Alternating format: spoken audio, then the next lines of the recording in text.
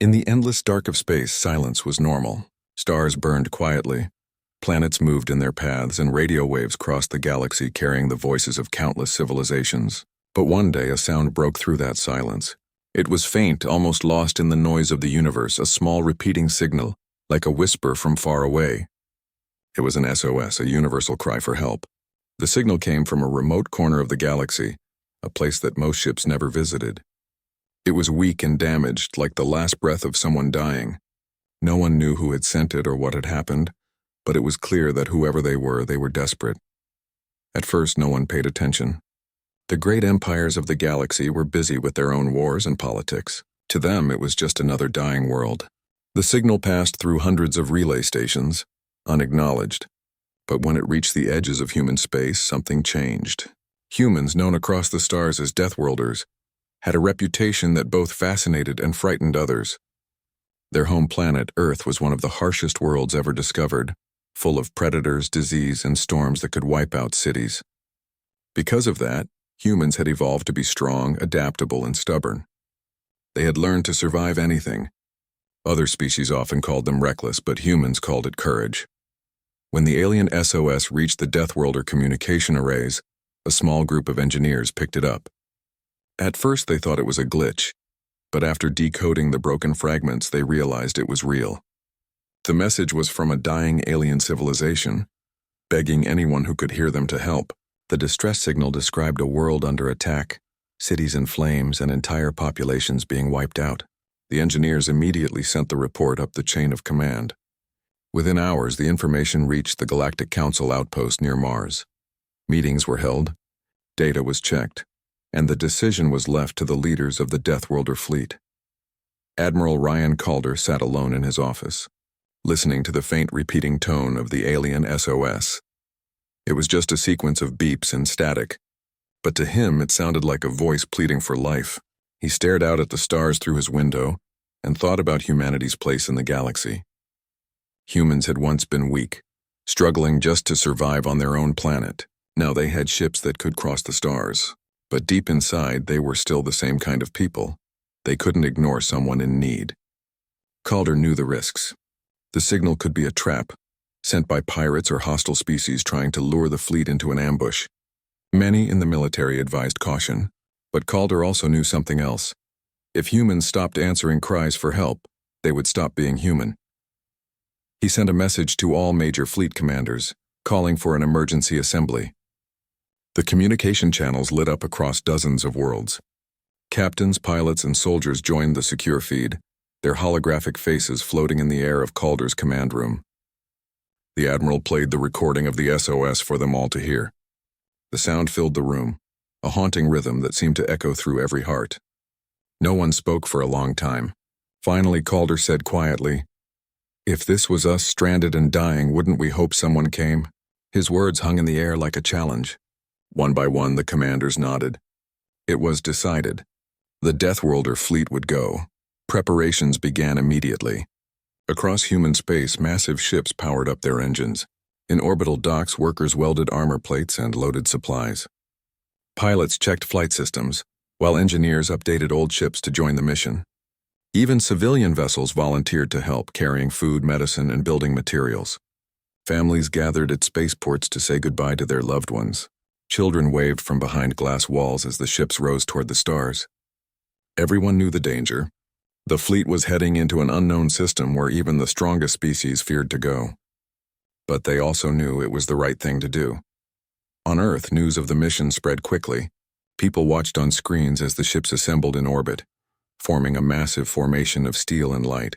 It was the largest humanitarian fleet humans had ever launched.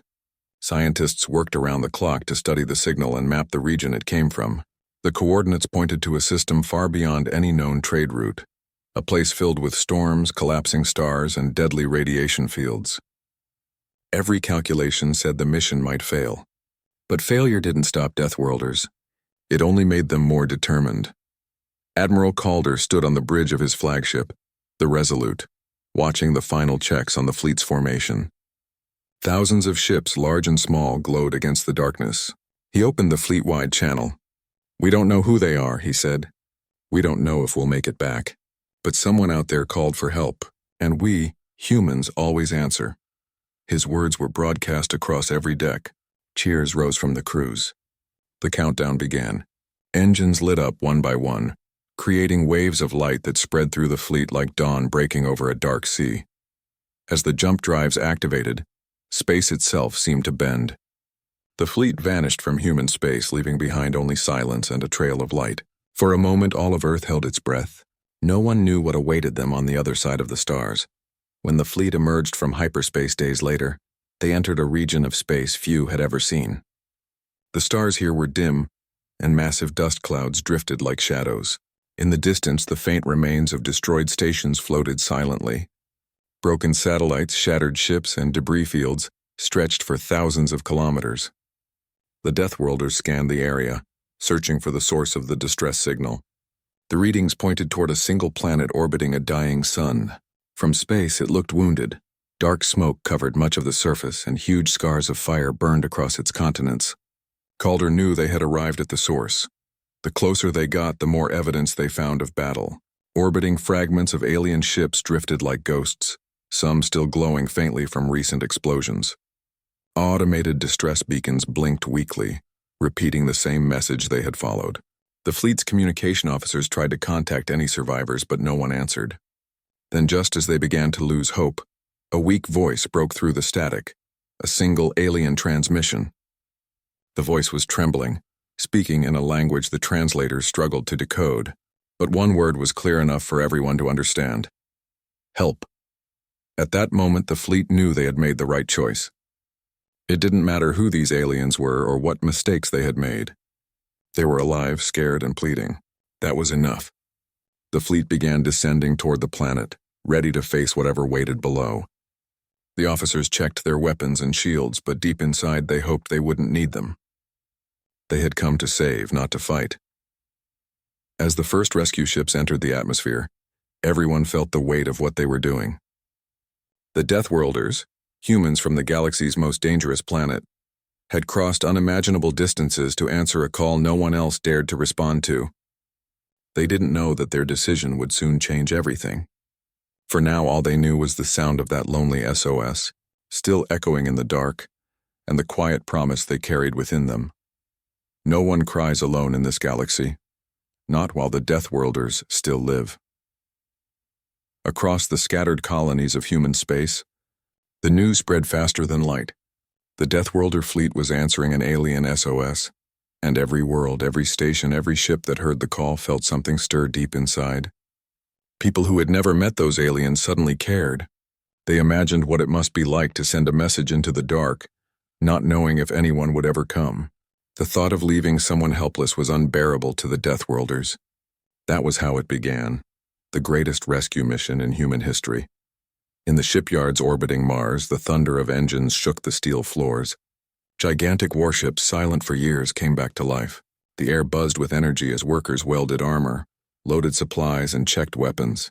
Engineers worked without rest, fueled by coffee and determination.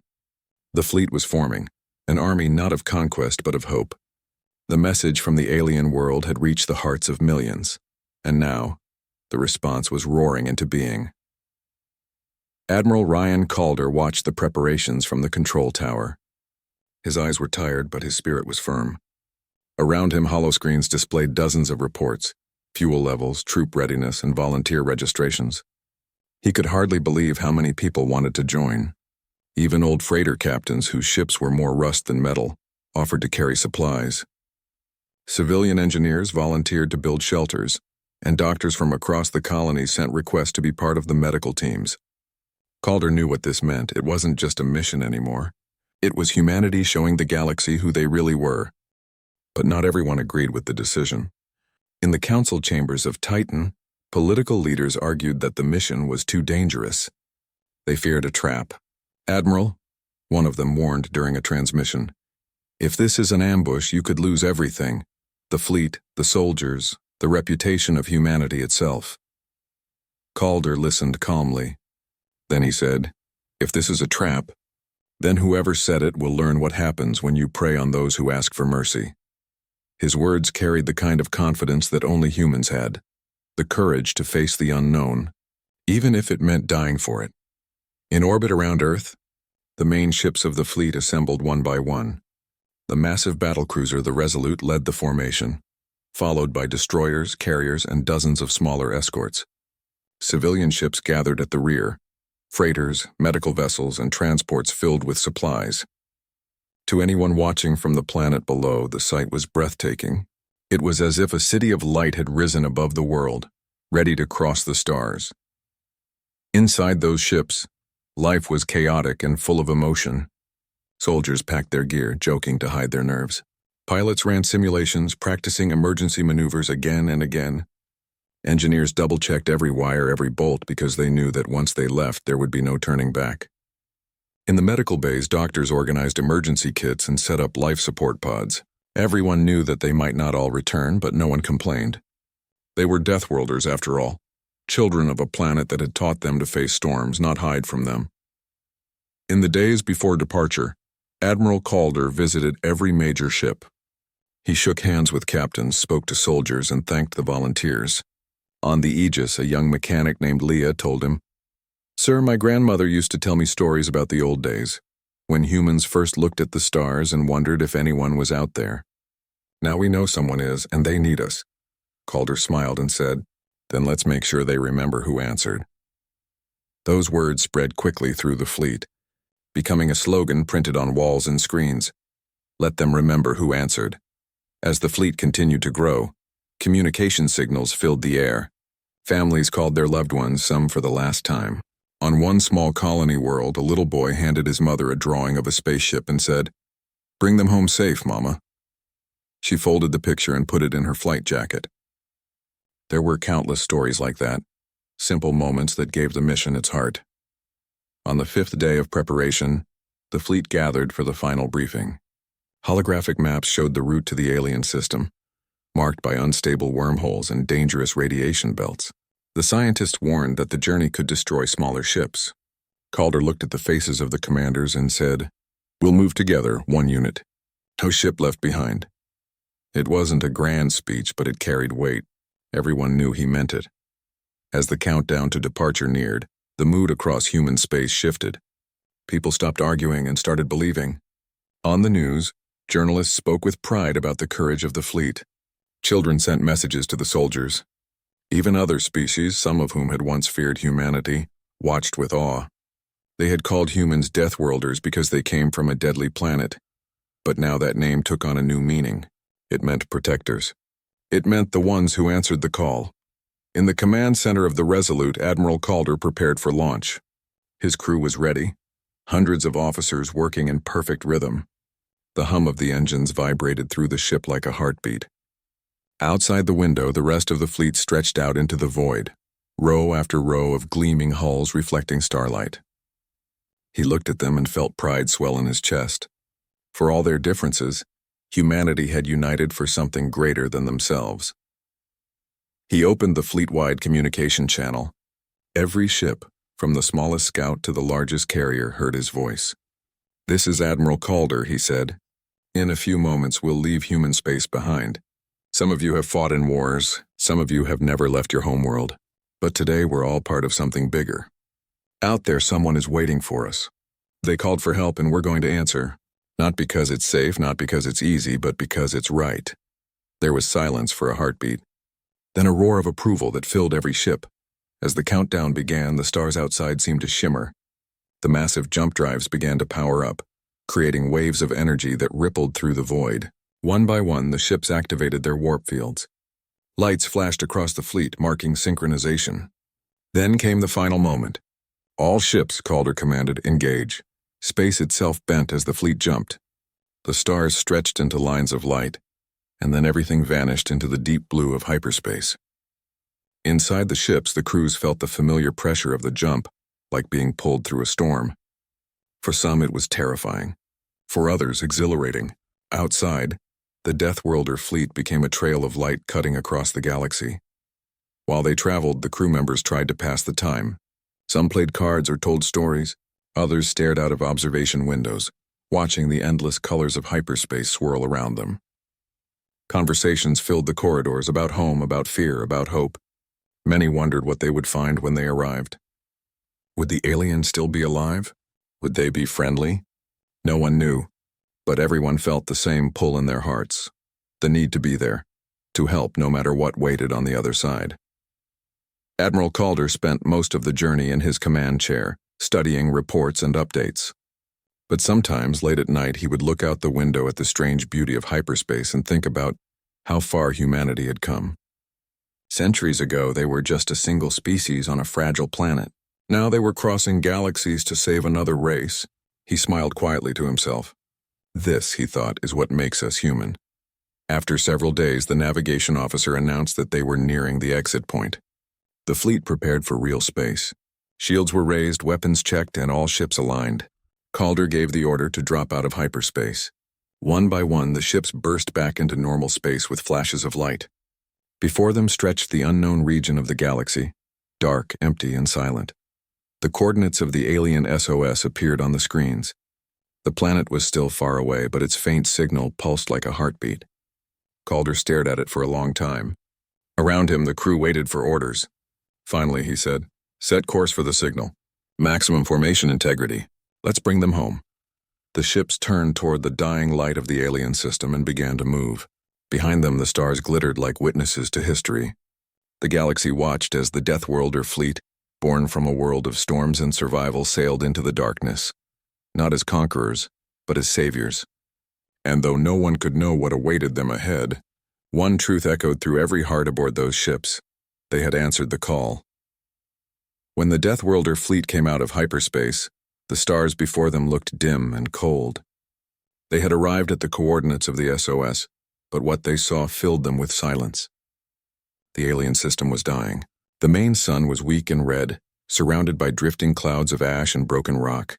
Planets that had once been bright and green were now black scars floating in the dark. Even the sensors struggled to get clear readings because of the radiation and debris. For a long moment, no one spoke. Every officer on every ship simply stared at the screens, trying to understand the scale of what had happened here. Admiral Calder stood in the command deck of the Resolute, watching the burned planet ahead. The distress signal was still coming from its surface, a weak pulse repeating every few seconds. It was so faint that even the computers could barely lock onto it. "That's it," said the communications officer softly. "That's where it came from." Calder nodded and gave the order to move closer. The fleet began to advance, their engines glowing faintly in the darkness. Around them, the wreckage of destroyed ships drifted through space, alien designs unknown to human eyes. They were large, with strange curved hulls and bright patterns burned away by fire. It was clear that this civilization had been powerful once, but now it was nothing more than ruins.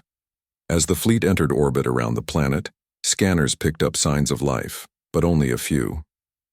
The population that had once covered the world in shining cities was almost gone. The readings showed scattered pockets of survivors hiding underground, trying to stay alive. Calder ordered landing teams to prepare. Rescue dropships were readied, medical pods loaded, and troops equipped with environmental suits. The atmosphere was toxic, full of ash and poisonous gases. The aliens, whoever they were, had suffered something terrible. When the first human ships entered the atmosphere, they saw the full horror of it. The sky was a dark orange haze, lightning flashed through black clouds, and the ground was covered with the remains of destroyed cities. Gigantic towers lay collapsed, their glowing crystal structures shattered. Fires still burned even after weeks, feeding on the chemical smoke. Rescue teams moved carefully, guided by sensors. They searched through ruins, calling out, hoping for an answer. And then through the static, a voice came. It was weak, trembling, and broken, but alive. The aliens they found were unlike anything humans had ever seen. Their bodies looked like glass, translucent and glowing faintly from within as if made of crystal and light. Their skin shimmered with pale colors that changed with emotion. They were fragile, thin, and weak. Even small gusts of wind seemed to shake them. Many of them were injured, their glowing bodies cracked or darkened. They looked at the humans with wide, frightened eyes, unsure if these strange armored beings had come to help or to finish what the war had started. But when the first medic knelt beside them and offered water, the fear began to fade. The Deathworlder spoke softly, using translation devices to bridge the language gap. "You called for help," one of the medics said gently. "We came." For hours, the rescue teams worked without rest. They carried the aliens out of the ruins, treated wounds, and set up field hospitals under protective domes. The aliens seemed amazed that anyone had come. Through trembling voices, they tried to explain what had happened. Their world, they said, had been attacked suddenly by an unknown enemy. No one had seen them before. Dark ships that came from the shadows, firing energy that tore through their defenses. They destroyed their orbital stations, their satellites, everything. The aliens called them the Shroud, for they came like a curtain of darkness, silent and unstoppable. The alien defenders fought bravely but were outmatched. In desperation, they sent the SOS message into space, hoping someone, anyone, would hear it. No one expected that the ones to answer would be humans. Admiral Calder listened to their story in silence. The images they shared were heartbreaking. Cities burning, children being carried through ash, entire oceans poisoned. He felt anger rise in his chest. These people hadn't been at war. They had been slaughtered. But one question haunted him. Where are the attackers now, he asked. The alien leader, a frail being named Sharaten, lowered her head. They are still here, she whispered. They hide among the asteroids, waiting. Her glowing hands trembled. They said they would return to finish us when the last light dies. Calder turned to his officers. We're not leaving, he said. Not while they're still out there. The fleet began immediate construction of defensive shields and orbital platforms. Engineers worked with speed and precision, using human and alien technology together. The aliens, weak but intelligent, helped by sharing blueprints of their old systems. Slowly, a small network of protection began to form around the planet. For the first time in months, the survivors could look up and see something other than smoke. They saw the glimmer of human ships protecting their skies. In the following days, the humans explored more of the planet. They found huge underground chambers where thousands of aliens had once lived, now silent and empty. They discovered the remains of alien machines that seemed to have been destroyed from the inside, as if hacked by some unknown force. Every clue pointed to the same truth. The attackers had not just wanted to win, they wanted to erase this species completely. Calder grew more certain that they hadn't seen the last of the enemy. He increased patrols, ordered constant scans, and warned his crew to stay alert. Meanwhile, bonds began to grow between the two species. The alien children, small glowing creatures, followed the human soldiers with curiosity. They had never seen beings made of flesh and bone before. They laughed when they realized humans couldn't glow like them, and the soldiers smiled, teaching them how to make paper planes from scraps of supplies. For the first time since the disaster, laughter echoed through the ruined cities. The aliens started calling the humans the Iron Hearts because of their strong bodies and brave spirits. But not everything was peaceful. Strange readings began to appear on the scanners, small energy spikes at the edge of the system. The signals came and went like flickering shadows. The officers grew uneasy. One night, while the fleet orbited quietly, one of the outer patrol ships disappeared. No distress call, no explosion, just silence. When a search team went to investigate, they found only floating debris, metal torn apart as if by invisible claws. The crew realized with dread that the enemy was still watching, waiting for the right moment. Admiral Calder called an emergency meeting. The atmosphere in the command room was tense. They're testing us, he said. They want to know how strong we are. Some of his officers suggested retreat, but Calder refused. If we leave now, he said, they'll come back and finish what they started. We stay. We fight. His voice left no room for argument. The Deathworlders were not built to run from threats, they faced them head-on. The fleet's engineers began constructing larger defense grids, setting mines and hidden turrets throughout the system. Recon drones scanned the asteroid belt continuously, searching for the enemy. In the meantime, the rescue operations continued. More and more aliens were found alive, though barely. Many of them wept when they saw the human ships overhead. They had believed themselves forgotten, but now they had protectors. The human medics learned their ways, discovering that their crystal-like bodies could heal faster under light. They set up bright lamps in the hospitals, turning the tents into warm, glowing sanctuaries. Slowly, the aliens began to recover. Days turned into weeks. The planet's atmosphere cleared slightly, and more survivors came out of hiding. The Deathworlder fleet became part of their daily lives. Soldiers helped rebuild shelters. Pilots brought in food from other colonies, and engineers worked side by side with alien scientists. Admiral Calder sometimes walked among the ruins, watching the two species work together. He felt proud but uneasy. Something about the silence beyond the planet bothered him. It was too quiet. The enemy hadn't shown itself again, and Calder knew that meant only one thing. They were preparing for something big. One evening, as the twin moons of the ruined planet rose over the horizon, the communications officer rushed into the command deck. "Admiral," she said, her face pale, "we've intercepted something."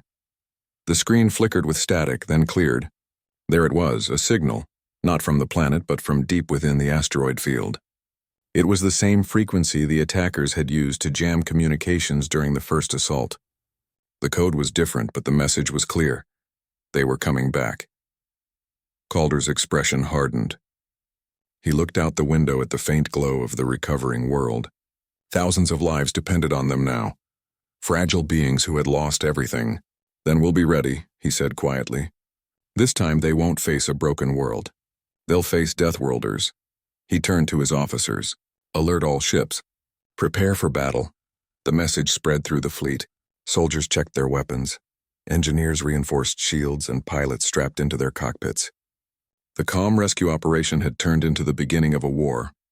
And as the humans prepared, the alien survivors watched with awe. They saw the determination in the faces of their new protectors, the same beings who had come from a faraway world just because they had heard a cry for help. In that moment, hope was reborn among the ashes. The aliens believed for the first time that maybe their world could survive. But deep in the void, hidden among the asteroids, dark ships began to move again, and their silent engines burned with hatred. The real test for the Deathworlders was about to begin. The calm silence of space didn't last long.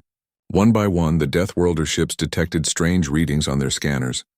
Blurry signals, fast-moving objects flickering on and off the radar. The officers on the bridge stared at the screens, uncertain whether it was just debris or something worse. Admiral Calder stood quietly at the command deck of the Resolute, eyes fixed on the data streams. Then in the distance, a sudden flash appeared, a bright blue spark that quickly vanished. A moment later, another one followed, then 10 more. The enemy had arrived. The alien survivors called them the Shroud. They came from the shadows like a living storm, silent and invisible until they chose to strike. Hundreds of ships began emerging from behind the asteroid fields, their dark hulls reflecting no light. Their shapes were sharp, almost like blades, built for one purpose, to kill. Without warning, they opened fire. Streams of plasma energy shot across the void, glowing like lightning against the blackness. The first wave slammed into the outer line of the Deathworlder fleet, tearing through shields and sending explosions across the darkness. The battle had begun. "Raise shields." "Return fire!" Admiral Calder ordered. The fleet came alive in an instant. Giant cannons turned toward the enemy, firing bright beams of light that cut through space like lances.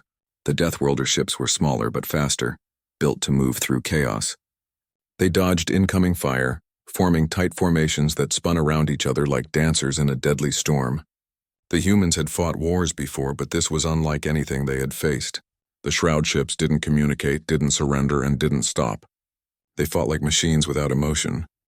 The alien survivors on the planet watched the sky fill with light.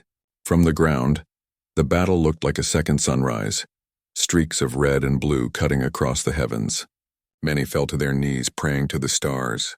They had no weapons left, no power to fight back, only hope that their human saviors could win. Inside the Resolute, alarms blared. "Shields at 60%, the officer shouted. "We've lost 2 ships in Sector 9. Calder's jaw tightened. "Send reinforcements," he said. "No ship fights alone." The words echoed across the communication channels, and the fleet responded like one heartbeat. Whenever a Deathworlder ship was hit, 2 others moved in to cover it. Whenever the enemy tried to surround them, the humans countered with precision. They fought not as individuals, but as a single living force. In the chaos, one of the enemy ships broke through the defensive line and headed straight for the planet. Its weapons began charging. If it reached the surface, it could wipe out the refugee camps. Calder saw it on the display. "All units intercept that ship," he commanded. A squadron of human fighters launched immediately, engines roaring. Among them was Captain Lee Hensley, the same young pilot who had once promised a little boy she'd bring everyone home safe. She pushed her ship to the limit, weaving through enemy fire. "I have a lock," she shouted. Missiles flew, striking the dark ship's engines. It exploded in a burst of fire, but the debris still fell toward the planet. "We've got fragments heading for the atmosphere," someone cried. Without hesitation, Leah steered her ship downward, diving into the falling wreckage. Her fighter collided with the largest piece, breaking it apart before it could reach the ground. Her signal went silent. The explosion lit up the sky like a falling star. On the planet below, the aliens watched it and whispered her name. She had saved them. The battle continued for hours. The shroud ships kept coming in endless waves. Every time the Deathworlders thought they had won, more appeared. The enemy seemed to know no exhaustion, no fear. But humans had something stronger, heart. They fought with everything they had, turning desperation into courage. Some ships rammed the enemy head-on when their weapons failed. Others sacrificed themselves to protect transports full of wounded aliens. The fleet began using the environment to their advantage. The asteroid field that once hid the enemy became a weapon in human hands. Engineers redirected mining lasers to cut through rocks, sending massive boulders crashing into enemy formations. The void became a battlefield of debris and fire. Admiral Calder stood firm on the bridge, giving orders through the storm. His voice never wavered, even when his own ship was hit. A blast struck the Resolute's left side, shaking the entire vessel. Panels exploded, sparks flew, and alarms screamed. "Seal off Section 4, he ordered. "Divert power to the shields." His crew obeyed instantly, moving with calm efficiency despite the chaos. The bridge smelled of smoke and ozone, but the Admiral's eyes stayed fixed on the tactical display. "We hold the line," he said quietly. "No one breaks through." Outside, smaller human ships performed impossible maneuvers. They darted between enemy fire, firing torpedoes and railguns, drawing the enemy's attention away from the planet. The shroud ships began to shift tactics, trying to encircle the fleet, but the Deathworlders anticipated it. They split into two wings, luring the enemy into the gravitational pull of a nearby dead star. The gravity well began to pull the enemy ships in, dragging them closer together. "Now!" Calder shouted. The humans unleashed everything: plasma beams, missiles, railgun rounds, all concentrated on the trapped fleet. The explosion that followed lit up space like a supernova. Hundreds of enemy ships were torn apart in seconds. The shockwave rippled through the void, shaking even the human ships. For a brief moment, everything went still. Then the sensors lit up again. More enemy ships were coming, larger than before. Massive war cruisers covered in black armor. Calder knew they were facing the main force now. His officers looked to him, waiting for an order. He took a deep breath. "We fight to the last man," he said. "We're the Deathworlders. Remember that." The final phase of the battle began. The sky was filled with fire. Human ships weaved between the massive enemy cruisers, targeting their weak points. One of the alien warships locked onto the Resolute and fired a massive plasma beam. It hit the hull, cutting deep. The bridge shook violently. "We've lost engines," someone shouted.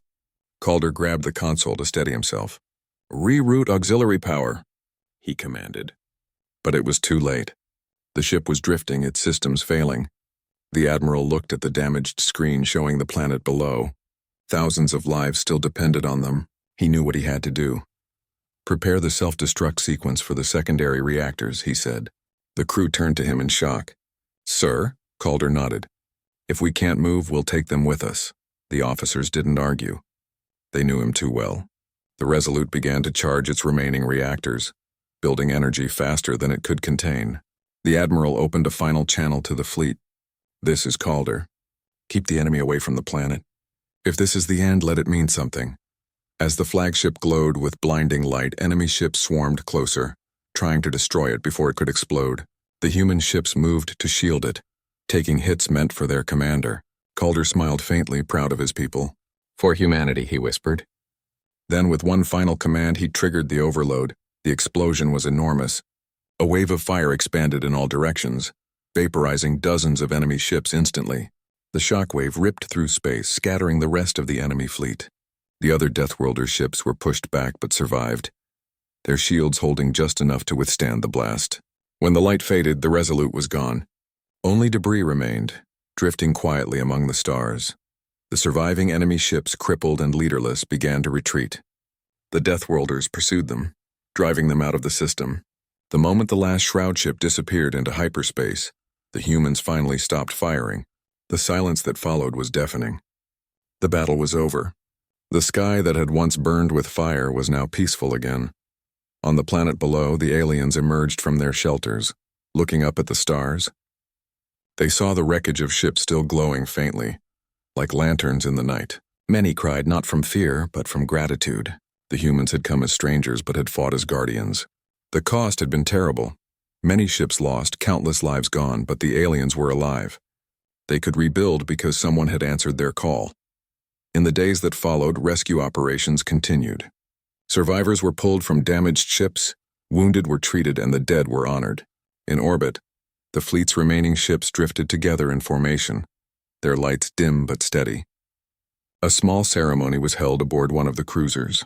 A holographic image of Admiral Calder was displayed on the bridge. His last words were played for everyone to hear. "If this is the end, let it mean something." The crew stood in silence, some saluting, others weeping. They knew they had witnessed history. From that day, stories of the battle for the shattered world spread across the galaxy. The message was clear. The Deathworlders had stood against impossible odds and triumphed. They had fought not for glory, not for territory, but for life itself. The galaxy trembled not because of their weapons, but because of their courage. And as the surviving fleet prepared to return home, the alien leader Sharaten sent a final message to humanity. The stars will remember the ones who came when no one else would. Weeks passed after the great battle. The stars that had once burned with explosions were now calm again, but the silence felt heavy. Space was full of broken ships and drifting metal. The Deathworlder fleet had saved the alien world, but at a terrible price. Many of their brave men and women never returned. The void was now their grave, their names written among the stars. The survivors worked day and night to collect the remains, repair the damaged ships, and bring the wounded home. But even with victory in their hands, no one celebrated. They all carried the same thought. Admiral Calder was gone. On the surviving flagship Aurora's Dawn, Captain Raylan took command. He had served under Calder for years, and now, with a tired voice and sorrow in his eyes, he guided what was left of the fleet. He spent hours listening to transmissions from different ships, rescue reports, distress signals, requests for supplies. Every voice sounded broken, but every one of them kept working. That was the Deathworlder way. No one stopped until the mission was complete. Down on the planet, life slowly began to return. The alien survivors, the ones who had sent that desperate SOS signal, began to rebuild their homes. Their cities had been turned into ruins, but they were alive. When the humans walked among them, the aliens bowed their heads in respect. They didn't see humans as outsiders anymore. They saw them as saviors. The children followed the soldiers through the streets, touching the metal of their armor like it was sacred. Some tried to give them small gifts. Flowers, food, or handmade trinkets were as a sign of thanks. The humans accepted them quietly, feeling both proud and sad at the same time. A small memorial was built on the highest hill overlooking the alien capital. It was made from the metal wreckage of human and alien ships, melted together into one monument. At its center stood a crystal that glowed faintly blue, a piece of the resolute Admiral Calder's flagship. The aliens and humans gathered there to honor the dead. Captain Raylan spoke softly. They fought for those they didn't know. They gave everything so that others could see another sunrise. We will remember them always. When he finished, silence filled the air. Even the wind seemed to stop. Then the alien leader Sharaten stepped forward. Her voice trembled as she said, "Your admiral gave his life for my people. His courage will live in our hearts forever. From this day we are bound not by blood, but by honor." Far above, the ships of the Deathworlder fleet orbited quietly. Some were too damaged to ever fly again. Others were still operational, but their crews were smaller. The engineers worked tirelessly, repairing what they could. It was hard work, but they refused to leave anyone behind. Every fragment of a ship, every name on the missing list mattered. Even the smallest piece of metal pulled from the wreckage felt sacred, like holding a piece of their fallen brothers and sisters. Among the survivors was Captain Leah Hensley's co-pilot, a young man named Aaron. He had watched her sacrifice herself to stop the enemy ship from destroying the planet. He couldn't forget her voice, her laugh, or the promise she made before the battle. "We'll make it back no matter what." For days he couldn't sleep. He spent his time repairing damaged fighters even when no one asked him to. One evening, as the twin moons rose above the planet, he climbed the hill to the memorial. He placed her pilot badge at the base of the crystal and whispered, "You kept your promise, Captain. We made it back because of you." Then he stood there in silence, staring at the stars until dawn. The galaxy soon heard about what had happened. Across the known worlds, news spread like wildfire. The Deathworlders had answered a call for help from a dying world and defeated an unstoppable enemy. Many couldn't believe it. Entire civilizations who had once feared humans now looked at them with awe and gratitude. Some even sent messages of alliance saying they wanted to stand beside humanity if the Shroud ever returned. The Deathworlders had changed the galaxy's story. No longer were they seen as dangerous savages from a harsh world. They were protectors, warriors with hearts of fire. On Earth, people gathered in cities and spaceports, watching live transmissions from the fleet. When the first ships returned home, crowds lined up for miles. Families held signs with names of their loved ones. Some cried with joy when they saw them step off the ships. Others fell to their knees when the names of the fallen were read aloud. The government declared a day of remembrance, the day the stars were saved. All across the planet, lights were turned off for 1 minute in silence, and people looked up at the night sky, thinking about those who never came back. In the years that followed, the story of Admiral Calder and the Deathworlder fleet became legend. Songs were written, holofilms were made, and monuments were built on different worlds. But among the soldiers who had fought there, the memories were too real to become just a story. They remembered the heat of the battle, the screams through the radio, and the faces of their friends. When they looked at the stars, they didn't see beauty. They saw ghosts. Yet even those ghosts gave them strength, because every one of them had believed in something bigger than themselves. Captain Raylan eventually retired from service, but he often visited the planet they saved.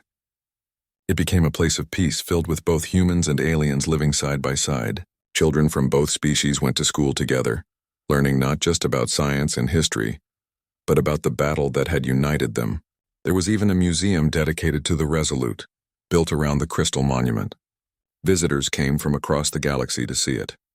Some left flowers, some left messages, and some just stood there silent, feeling the weight of what had been done there. One day, decades later, an old man stood before the monument. His hair was gray and his uniform was worn, but his eyes still carried the spark of command. It was Raylan. He placed his hand on the cold surface of the crystal and whispered, "You did it, old friend. You gave us a future." Behind him, a group of children played near the hill, laughing and chasing each other. Their voices echoed through the air, a sound of life, of peace. For the first time in years, Raylan smiled. Elsewhere in the galaxy, deep in the dark regions of space, something stirred. Remnants of the Shroud still existed, broken and scattered, but not destroyed.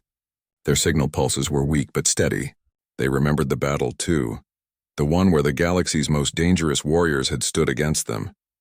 But even in their cold, machine-like minds, there was hesitation now. The Deathworlders had shown that they could not be defeated easily, that even if you broke their bodies, their spirit would fight on. For now, the Shroud stayed hidden in the shadows, rebuilding, waiting, but the galaxy was no longer unprotected. The humans had proven that when someone called for help, they would come. Always. Back on the planet, as night fell, the stars began to appear again, bright and countless. Among them was one small light that shone a little brighter than the rest. Some said it was just a star. Others believed it was the Resolute watching over them. Whatever it was, it gave comfort to those who looked up. To the aliens, it was the Guardian Star. To the humans, it was a reminder of courage, sacrifice, and unity.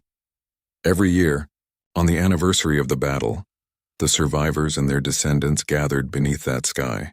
They lit candles and told stories about the admiral who never gave up, the pilot who gave her life to save a world, and the fleet that answered a cry for help when no one else would. The air would be filled with music and laughter, not sorrow, because the people knew that those who died hadn't just saved one planet. They had changed the fate of the galaxy, and when the night grew quiet, and only the stars remained, someone would always whisper the same words, passed down through generations. The galaxy trembled when they came, not because they brought fear, but because they brought hope. It was hope that made the Deathworlders fight. It was hope that kept the aliens alive, and it was hope that now filled the sky, a light that would never fade.